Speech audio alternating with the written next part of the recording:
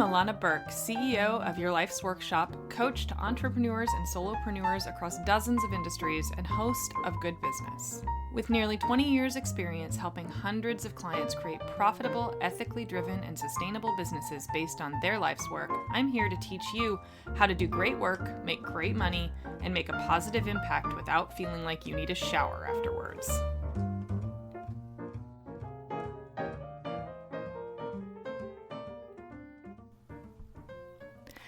Hi everyone! Today's episode is a piggyback on last week's when we talked about how in order to have real success as an entrepreneur, you have to actually love being an entrepreneur as much as you love doing the actual work. So today, as promised, I'm going to talk about all the reasons why being in business for yourself today is actually pretty damn wonderful. Right? So even on the days when, you don't actually get to do the work that you love and you're doing all of the work that your business requires, this is about highlighting that stuff. And the reason why that's important, if you haven't listened to our previous episode, is that being an entrepreneur is about so much more than your work in the world, right? Like being an entrepreneur is its own thing. It stands on its own 2 feet as being separate from whether you're a designer or a coach or you build stuff for a living, whatever it is that is your actual work, there's so much more to the story. And if you don't love the entrepreneurial part, the business ownership part, the marketing part, the selling part, the cleaning up at the end of the day part, whatever the boring stuff is in your mind, right, in your world, you have to love that too. So we're going to talk about that a little bit today. So here's the caveat. Before I get into my laundry list of, it's only 7 things. It's not going to be that long, I promise. Before I get into that though, I want to give you a little caveat that this is a totally biased list. And it's not even actually really like a real list. It's more like a quiz because if you have an immediate, holy crap, this is totally not an upside kind of response to any of these, then you really might not be cut out for this. And that's real. Because that's not to say that you can't be successful if you hate parts of your business. It means that you're missing it, right? You're missing the point. You're missing the fun part. You're spending half your time hating half your time. And that doesn't really work sustainably. That's a recipe for martyrdom and victimhood and hate and starting to hate the thing that you used to love. So today isn't about talking you out of being an entrepreneur. Today is more about finding the things that you can adore and enjoy and remembering why you got into this in the first place and letting that attitude color all of the pieces instead of just the ones where you get to do the fun stuff, right? So, number 1, it's something new and different every single day. New challenges, new people, new ideas, new hurdles, new opportunities to learn. This is one of my personal favorites because I get bored so easily. My husband teases me because I always have 50 tabs open, both literally and emotionally.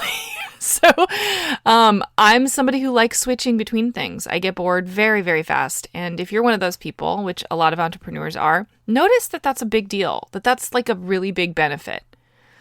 So number 2, it offers you incredible opportunities to connect with the world in a way that almost nothing else does.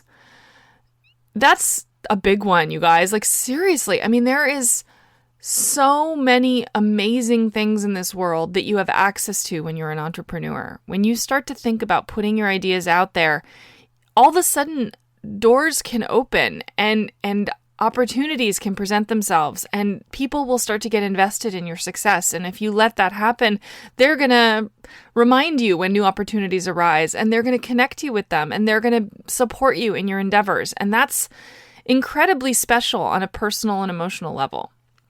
Which leads me to number 3. Communication and opportunity is more democratized than ever. So what I mean by that is if you want to be a TV star, start a YouTube channel. 20 years ago, that wasn't even a thing, right? That wasn't even a blip on people's possibility radar. If you want to talk to the CEO of a company, go chat them up on Twitter. If you want to be a broadcaster, start a podcast. There's opportunities for you that are just standing right there for free in ways that never existed before. And so when the next time you hate having to create content, for your marketing plan, for your communications plan, remember that. Remember how level the playing field is, how awesome it is to be alive and being an entrepreneur right now because of that. So number 4, you have a real opportunity to change the world and help others. I don't know too many people who are slaving away at a cubicle at Amazon or Microsoft or any one of the nameless, faceless companies that occupy all of those industrial areas in every city that you kind of drive by and go, I wonder what people do in there. I guarantee they're probably not changing the world. They're not putting their ideas out there. They're not expressing themselves and putting themselves out there courageously. They're not doing that. You are. Remember that. It's incredible, right? You have a real opportunity to do that, which leads me to number 5, community impact. You have a real chance as an entrepreneur to impact your community, to use your business, to use your work in the world as a vehicle to affect the people around you that matter, both near and far. So whatever your community is, whoever that is to you, whoever the stakeholders in your life and your general area, right? Whatever that means to you, that your business is an opportunity, and that's one not to be taken lightly. Number 6, personal growth. There's nothing that really teaches you things about yourself like being an entrepreneur, for good or bad. It means that you get daily lessons in humility and empathy and personal evolution. It means that you get confronted with your demons and your angels. It means that you get to work on yourself and get paid for it. Sometimes, right? Hopefully, if you're doing it right. Number 7, money, right? The big one. This is why I put it last on the list. Money puts you, like when you're an entrepreneur, you're 100% in control of your income. You are in control of your income. It is up to you how much you make or don't make. If something isn't working, you can try something else. If something isn't selling, you can stop selling it and sell something different. There's nobody standing over you giving you a piece of crap and saying, shine it up like a hunk of gold and sell it and make 10% gains quarter after quarter, even though it's still just a piece of crap. There's nobody that's doing that. You get to decide. You're in control. You're in control of your money. Pay attention to that, man. That's a big deal. So there are many, many other points to make about entrepreneurship, right? There's, freedom, fun, challenge. The actual list is long, and most likely every entrepreneur would put something different on it. Like, there's plenty to say, right? But these are my things. These are the things that emerge for me again and again. These are kind of my reminders to myself, because I have days where where everything feels like I have to, where everything feels like something I just gotta slog through. So these things are the things that I go back to and pay attention to on those days. Because what I want you to actually take away from this lesson is something that you can grab onto from what you've heard that helps light a fire under you, that helps make it feel more fun and possible and vital to connect with the business side of your work beyond the work part of your work. Because the business is what makes all those things possible. That's incredible, right? That's amazing. That's unique. Because the reason why I'm saying all of this, like most days when I do a podcast, when I record, when I sit down to do this, I'm always thinking about what is my motivation for doing this? I created a podcast fundamentally because everybody kept telling me I needed to have a podcast. How many of us can say that, right?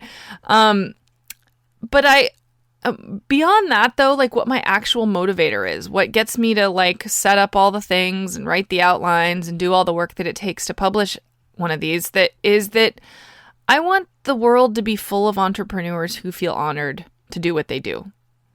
It's selfish. It really is.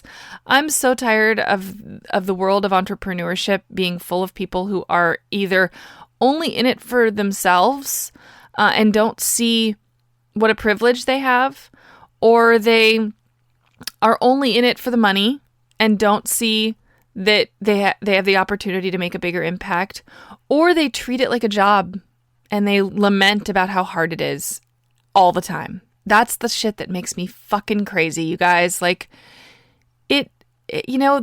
grew up hearing, I have to do this, I have to do that from the entrepreneurs around me. And it was always a challenge. Like, I kept going, like, you're doing the thing you want to do. It's not, you don't have to do it. You can make a choice. So I want you to feel privileged to do what you do.